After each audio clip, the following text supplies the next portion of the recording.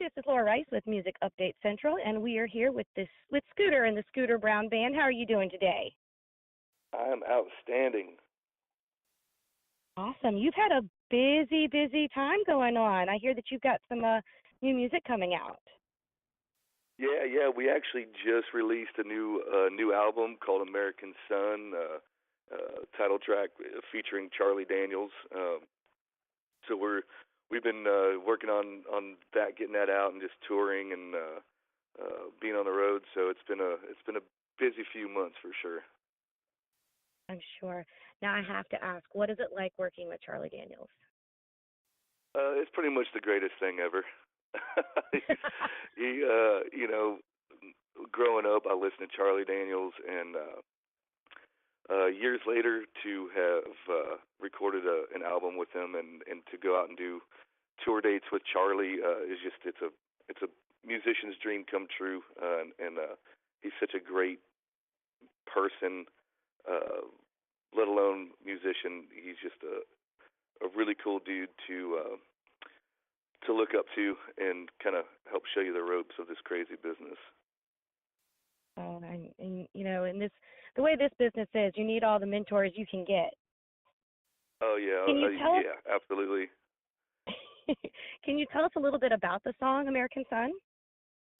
Yeah, American Sun. I actually had the idea for it a couple years ago, and I recorded a little voice memo of just a kind of like an idea in my head, and I sat on it for a while, and I wrote the song. Basically, I wrote the song because I'm a good old boy, and I was in the Marine Corps. I love my country, and I'm proud to be an American. I think that I've been given so many opportunities in this country, and I think for me, a lot of people, the American Sun.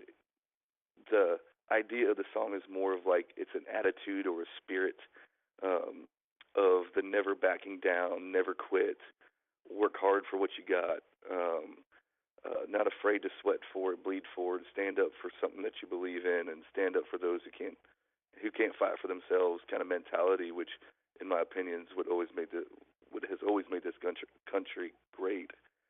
Is just those ideals. And so that's kind of what it's about. And I wrote it, and I sent it to my manager, and he told me that it wasn't good enough. And I kind of was like, all right, well, I put a lot into this one. I went back and restructured it and rewrote it, and came up with what we got here, and I love it. That's awesome. And I will say, Semper Fi, brother, you are being interviewed by another fellow Marine, and happy Veterans Day, and happy birthday. Oh, awesome. And yeah, happy birthday, Semper Fi. I love it. Yeah, it's really great. And I don't know if you've noticed, but there are a lot of former active duty military that are really taking to music and becoming musicians and entertainers. Yeah. How did you get your start into music? I've always been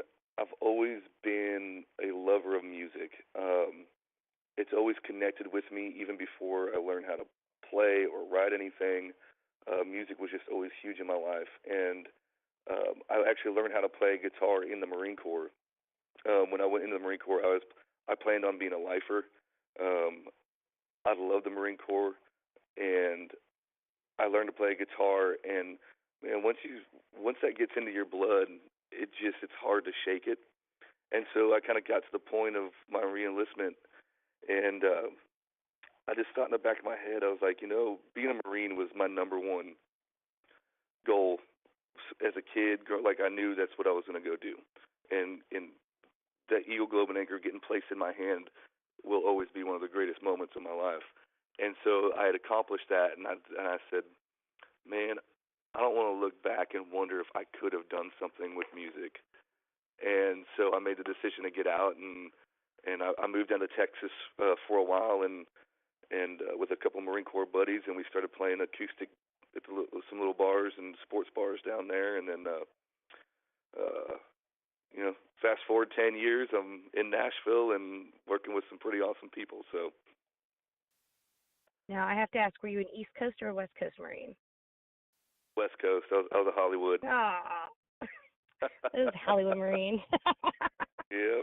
Well, you talked about, how music affected you while you were in, and I know that you did two overseas tours and a combat tour. And what are your feelings about how music is a form of therapy for the deployed troops and people who have come back?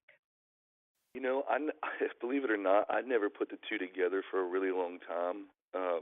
Until one day somebody asked me, uh, they're like, "Man, you seem to do all right, man. Like you don't seem like you're bothered by too much. I sleep pretty well at night." And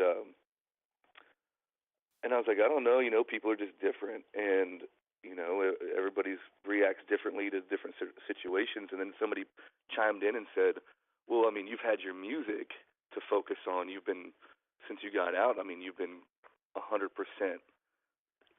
into your music. You think that has anything to do with it?" And it was that light right there that I went, "Oh my gosh, like absolutely, it absolutely had something to do with it." Like I came home and I had something to focus on, and I had a way to release um, my thoughts and feelings that were inside and put them down on a piece of paper and sing them, and not realizing that that was my therapy.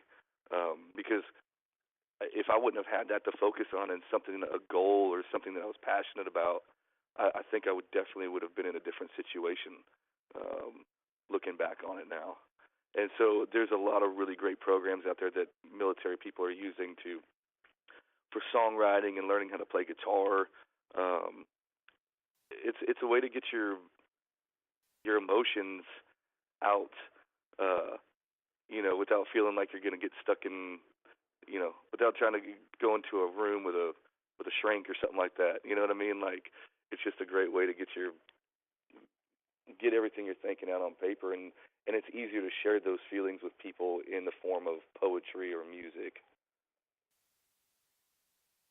Now, I'm not going to focus everything on your military career, but I do want to know if you had a moment, say you were doing a radio interview and you had a chance to say something to all your brothers and sisters in uniform, all the ones that are coming home, all the ones that have seen things, what piece of advice would you give them? Um, my piece of advice on coming home is to one, we're all, whether we've worn a uniform or civilians out there, this country supports our military. Um, People are so good to our veterans, and you're respected and you're loved back home. But my advice coming home, especially if you've been out in theater and combat, and um, don't shut yourself off. Don't shelter yourself. Uh, because there's a lot of other guys. We've been at war now for 15 years, so there's a lot of other people that feel your pain, and there's a lot of people that you can talk to, and there's so many organizations, whether they be small or big, nonprofits that are ready and willing to help out. So reach out, and you got a voice, and use it, and don't bottle it up inside, because that's, I think, the worst thing you could do. So over the past couple years, you've gotten to open for iconic acts like Charlie Daniels Band, Travis Tritt, Marshall Tucker Band. What is your favorite on the road memory? Oh my gosh, this entire year, 2017 will be a year that I always look back on and cherish, as part of my music career. It's been such an amazing year for us, just being on the road with the likes of Charlie Daniels and Marshall Tucker Band, Travis Tritt, the Outlaws. I mean, there's so many more amazing people that we've played with as well, but those guys have really given us an opportunity, to get on a stage in front of their crowds. And um, you know, I think the first time that when we played with Charlie, we got there and the venue didn't have a green room set up for us, and Charlie's camp came in, and Charlie was like, "Well, where do they got you at?" And I'm like, "Well, we're just kind of hanging. We don't have a place to go." And he said, "Hang on, I'll be right back." And he came back and brought us to his green room and said, "What's ours is yours. You're part of the family. Anything you need, you let us know." And gave us his whole, you know, his catering, all the stuff that was in there. He said, "Help yourself. This is your house." And that was just a really cool memory for me, just to be treated like that from a guy like Charlie. He's a Southern rock legend, country music Hall of Famer, and he didn't have to do that. So it's that's a memory that'll stay with me, and I hope that I can repay that kind of legacy to an up and coming band one day. You know. Definitely. Speaking of which, do you have some upcoming shows that are you getting kind of excited about here? Yeah, we're actually starting to wrap up for the year. It starts slowing down into November and December. In January, the music business kind of shuts down. But we have this weekend. We're in Stillwater, Oklahoma, and then we're in Springfield, Missouri, and then we're turning around and going out to Colorado, and then we're going to go down to Houston, Texas, and Austin, Texas, and that'll shut down the full band shows for the year. And then I am actually doing a part of the halftime show for the Armed Forces Bowl on December 23rd. So I'm really looking forward to that one. That'll be the last thing for me of the year. And then next year at the end of January, or actually at the beginning of January, we're out in Vegas in California, and then start working our way back over to the east. I think we're doing New York and Pennsylvania, West Virginia, a bunch of places over there. So, but I look forward to all of them because I genuinely love this. I love being on the road. I love music. I love performing in front of people. So, any chance that we get a chance to go out and play and perform, I'm looking forward to it. That's awesome. And definitely, if you make it out to Virginia, I'm going to have to check you out. For everyone who's listening, what are the best ways for people to find out about the Scooter Brown Band, your social media and things like that? Yeah, you can go to scooterbrownband.com, and that pretty much has everything on there. I think it has all of our outlets to Facebook, Twitter, Instagram. Those are pretty much the only three that I have, because I really just don't have time to do all the other ones. I'm like, we're gonna keep it to three. So that's a social media that we have, and it's all linked on our website. And then of course you can, if you guys anywhere where you can download music or stream music, is our music's available. Great. Well, thank you so much, Scooter. If there anything last you'd like to say to your fans? But, just thanks everybody for all the Marine Corps birthday wishes and Veterans Day wishes. We definitely appreciate that stuff, and thanks for just supporting us and buying our music and coming to shows. Because without the fan and without people like y'all promoting our kind of music, and we don't get to do what we love for a living. So we're grateful for it. That's right. So everyone, make sure you check out the Scooter Brown Band and their new song, American Sun. And you can find them one more time, I'm just going to repeat it. They can find you on scooterbrownband.com or Scooter Brown Band, BND, on Twitter, Instagram, and on Facebook. Thank you so much, Scooter, for hanging out with me. Thank you so much for having me. I appreciate it. No problem. Once again, this is Laura Rice with Music Update Central. Thank you so much. Seriously, though, if you come out to Virginia, I'm a musician too. I'm signed with the label out here, and in Nashville, and I do Heart Songs for Veterans with Jill Pavel and stuff like that. So we do a lot of veterans events. I'm in talks with getting involved with Camo and doing some stuff with them. So yeah, definitely if you come out here. I mean, I'm out here in like the biggest Navy town in the world. So. We were actually we were just at the Harvester Center. Where was that at? That was in Virginia. Rocky Mount, Virginia. Oh, okay, yeah. We were out there a little ways a few weeks from there. ago.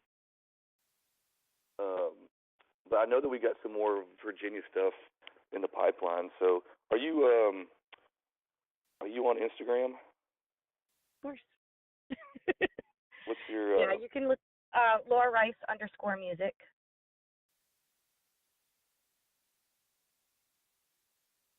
I'm plugging you in right now. That's my Insta. Ooh, I just That's my followed you. Facebook. Yay! Awesome. So if you get some weird Facebook requests, it's from me too. Cool. All right. Well, I know you've got a bunch of interviews. I saw your schedule for today. Yeah, no, it's cool. You're actually my first one no-showed me, so you were my first one. Rock on. Great. Well, thank you so much. Yeah, absolutely. Thank you, and You, appreciate what you're doing out there for us. oh, you too. You know, it's like I said. I've noticed there's a big influx of veterans that are becoming musicians and getting their story out there. And there's so much talent, and they have so much to There, say. So you know. yeah, there is. It's really cool. I've found kind of a little pocket of veteran songwriters out here in Nashville, and um, you know, and there's a lot of guys there. There's because I started off in the Texas scene, and there's a lot of guys down here that are Marines and Army guys and Navy guys that are all trying their hand at music. So it's pretty cool. Uh, it's pretty cool to see them also. See, that's one thing that a lot of people uh, that I try to focus on is that a lot of times people think that as veterans are like broken all the time. You know what I mean? And like there's so many people out there doing amazing things after service. And I wish people would focus on a lot of that, like entrepreneurs and business owners and musicians or get whatever they're doing. They're doing some really cool stuff, and it'd be cool to see it kind of a light shined on it a little bit more. Definitely, and they're using their experiences, and it's their therapy. And whether or not, and I always tell all the veterans that I talk to that do music, I said, whether or not you make it big or not, you're getting what you need out of it, and that's all that Yeah, matters. absolutely, for sure. So yeah, All we'll right, well, definitely keep in touch, and I'll let you know whenever we're coming to Virginia. Awesome. Thank you. You have a great day. All right, you too.